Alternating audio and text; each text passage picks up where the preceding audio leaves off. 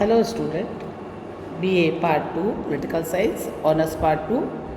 के सभी विद्यार्थियों के लिए इंडियन पॉलिटिकल सिस्टम यानी कि भारतीय राजनीतिक व्यवस्था का आपका जो पेपर है उसमें हम संवैधानिक प्रावधानों पर चर्चा हमने प्रारंभ कर रखी है और उसमें भारत में धर्मनिरपेक्षता यानी कि पंथ निरपेक्षता के बारे में जो बातें अपनाई गई हैं या जो प्रावधान रखे गए हैं उन पे हमने अपनी चर्चा प्रारंभ कर रखी है। भारतीय संविधान में कई ऐसे प्रावधान हैं जिनके द्वारा उसकी पंथ निरपेक्षता की धारणा स्पष्टतया हमको हमारे सामने दृष्टिगोचर होती है। सबसे पहले हम देखें तो संविधान की प्रस्तावना में स्पष्ट रूप से बताया गया है कि सभी नागरिकों को विचार, अभिव्यक्ति, धर्म और उपासना की स्वतंत्रता होगी। और अधिक स्पष्टता बताने के लिए 42nd अमेंडमेंट के द्वारा इसे पंथ निरपेक्ष शब्द को भी जोड़ा गया है। प्रतिष्ठा और अवसर की समानता और बंधुत्व की भावना ऐसे कुछ शब्द हैं जो पंथ निरपेक्षता की भावना का पोषण भी करते हैं। और जब हम संविधान की प्रस्तावना में जब कहते हैं हम भारत के लोग, तो यानी कि जब हम भारत के लोग यानी कि हमारी नागरिकता भारतीयता पहले है और हम किस जाति के हैं, हिंदू हैं, मुस्लिम हैं, सिख, ईसाई है, ये बाद में आता है। तो सबसे पहले हम देखते हैं कि भारतीय संविधान की प्रस्तावना ही एक ऐसा प्रोविज़न है पहला जिसके द्वारा हमने अपने पंथ निरपेक्षता के दृष्टिकोण को स्पष्ट किया है। दूसरी बात अगर हम देखें संवैधानिक प्रावधानों में जो पंथ निरपेक्षता को चरितार्थ करते हैं तो है कि भारत का अपना कोई राज्य धर्म नहीं है, यानी कि भारतीय गणराज्य में उसके अपने राज्य का कोई ऐसा धर्म नहीं है जिसमें राज्य के द्वारा कोई विशेष रूप से संरक्षण उसको प्राप्त हो। जैसा कि हम जानते हैं मुस्लिम देशों में इस्लाम को राज्य के द्वारा संरक्षण प्राप्त है, लेकिन यहाँ पे साथ ही साथ ये भी इम्पोर्टेंट है कि राज्य किसी भी पंथ में बाधा नहीं डालता है, न वह किसी पंथ को विशेष प्रोत्साहन देता है, न ही किसी पंथ विशेष को छोड़ने या अपनाने के लिए प्रेरित करता है। तो भारत सभी धार्मिक स्थलों, इमारतों, धार्मिक संस्थाओं के प्रति तटस्थ है और सभी के साथ में हमारे साथ में इसमें सहिष्णुता का व्यवहार किया जाता है। तो दूसरी बात क्लियर हो गई कि भारत का अपना कोई राज्य धर्म नहीं है। तीसरी बात, समस्त नागरिकों को कानून में समान संरक्षण की व्यवस्था की गई है। हम आपको पूर्व में पढ़ा चुके हैं कि संविधान का अनुच्छेद 14 सभी व्यक्तियों को कानून के समक्ष समानता तथा कानून के समान संरक्षण की स्थिति प्रदान करता है। साथ ही साथ संविधान के द्वारा भेदभाव का निषेध किया गया है, यानी कि संविधान का अनुच्छेद 15 के द्वारा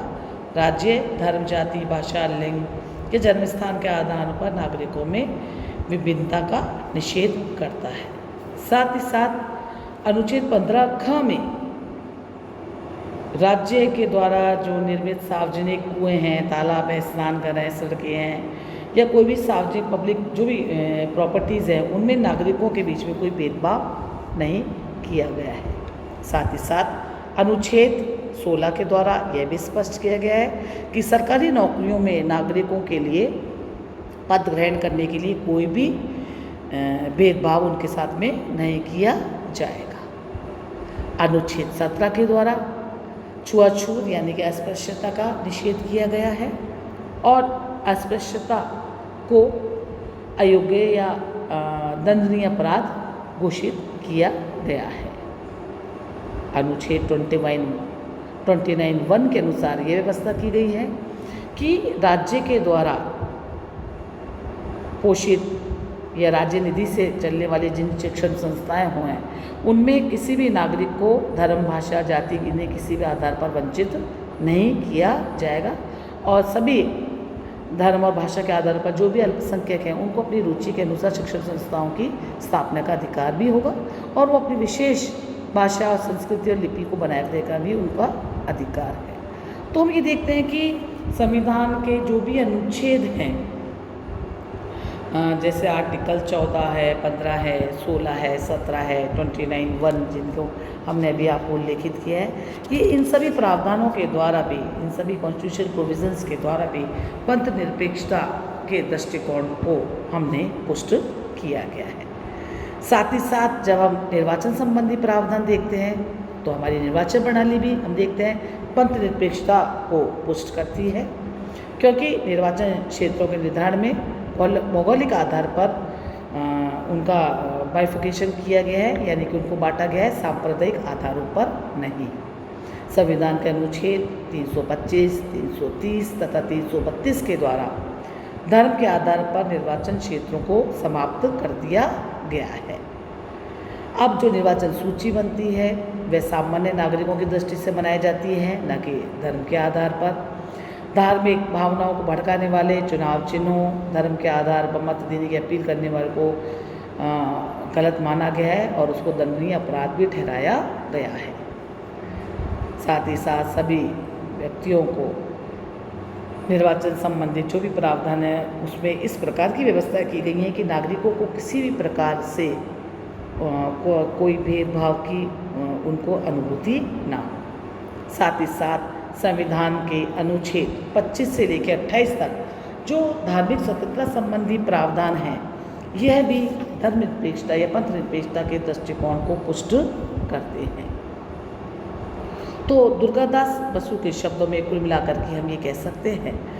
कि ये सारे उपबंध या जो भी संवैधानिक प्रावधान है, ये भारतीय संघ को संयुक्त राज्य अमेरिका से भी ज़्यादा पंथ निरपेक्ष बनाते हैं। यद्यपि विभिन्न प्रकार के धार्मिक उत्सवों पर राज्य के द्वारा विशेष व्यवस्थाएं भी इस बात की गवाह हैं। विशेष त्योहारों, होली, दिवाली, ईद आदि के मौक़ों पर सरकार के द्वारा विशेष प्रशासनिक व्यवस्थाएं भी की जाती है। समय समय पर धार्मिक सम्मेलनों के लिए वित्तीय सहायता प्रदान भी की जाती है। लेकिन हम ये देखते हैं कि भारतीय संविधान में नागरिकों के धार्मिक आधारों पर किसी भी प्रकार से उनकी भेदभाव की स्थितियों को समाप्त किया गया है। सभी नागरिकों को अपने अंतःकरण की स्वतंत्रता के आधार पर अबाध रूप से तो किसी भी धर्म को मानने, आचरण करने, प्रचार करने का अधिकार दिया गया है। इसमें साथ ही साथ सिखों को जैसे कृपाण धारण करने का उनका अधिकार है, क्योंकि ये उनकी धार्मिक व्यवस्था का अंग है। साथ ही साथ अनुच्छेद 26 में यह भी व्यवस्था की गई है कि सार्वजनिक स्वास्थ्य के में किसी भी संप्रदाय को धार्मिक और परोपकारी उद्देश्य के लिए किसी प्रकार के सदाचार या स्वास्थ्य संबंधी व्यवस्थाएं चलाने का अधिकार है और प्रत्येक धार्मिक संप्रदाय अपने धर्म से संबंधित घरेलू कार्य करने का भी उसको अधिकार दिया गया है। अनुच्छेद 27 के द्वारा राज्य किसी भी व्यक्ति को ऐसे कर का भुगतान करने के लिए बाध्य नहीं करेगा जिसको उद्देश्य धर्म का पोषण हो, यानी कि धार्मिक और परोपकारी कार्य करने वाले खर्च पर कोई भी इनकम टैक्स की व्यवस्था नहीं की गई है। साथ ही साथ अनुच्छेद 28 के द्वारा राज्य को धार्मिक शिक्षा तथा धार्मिक उपासना के मामले में तटस्थ भी रखा गया है, यानी कि राजनीति से संचालित किसी भी शिक्षण संस्था में धार्मिक शिक्षा नहीं दी जाएगी और जो शिक्षण संस्थाएं राज्य से अनुदान प्राप्त करती है उनमें किसी प्रकार की धार्मिक शिक्षा की व्यवस्था नहीं की जाएगी। लेकिन इसी आर्टिकल के द्वारा उन विद्यार्थियों पर कोई रोक नहीं लगाई गई है जो स्वेच्छा से धार्मिक शिक्षा ग्रहण करना चाहते हैं। तो उपरोक्त इतने सारे संवैधानिक प्रावधान देखने के पश्चात हम ये निर्विवाद रूप से कह सकते हैं कि भारतीय संविधान निर्माताओं की जो सोच थी कि भारत जैसे देश के लिए जो भी नव स्वतंत्र हुआ है, लंबे स्वतंत्रता संघर्ष के बाद सांप्रदायिक दंगों के पश्चात, विघटनकारी ताकतों के एक लंबे स्थितियों के पश्चात आज भारत जिस स्थिति के अंदर है, उस समय ये बहुत आवश्यक था कि भारत को एक धर्मनिरपेक्ष राज्य घोषित किया जाए और स्वतंत्रता प्राप्ति के इतने वर्षों पश्चात भी आज हम यह बात गर्व से कह सकते हैं कि हमारे संविधान निर्माताओं ने जिस नीति और जिस लक्ष्य को लेकर के संविधान के अंदर जो प्रावधान किए थे वो उसमें पूर्णतः सफल भी हुए हैं। मैं डॉक्टर निधि यादव, SPC गवर्नमेंट कॉलेज से एसोसिएट प्रोफेसर पॉलिटिकल साइंस, आज हमने इस पे विषय पे चर्चा करी है। इसी टॉपिक को हम आगे की क्लास में कल आगे और बढ़ाएंगे। धन्यवाद बच्चों।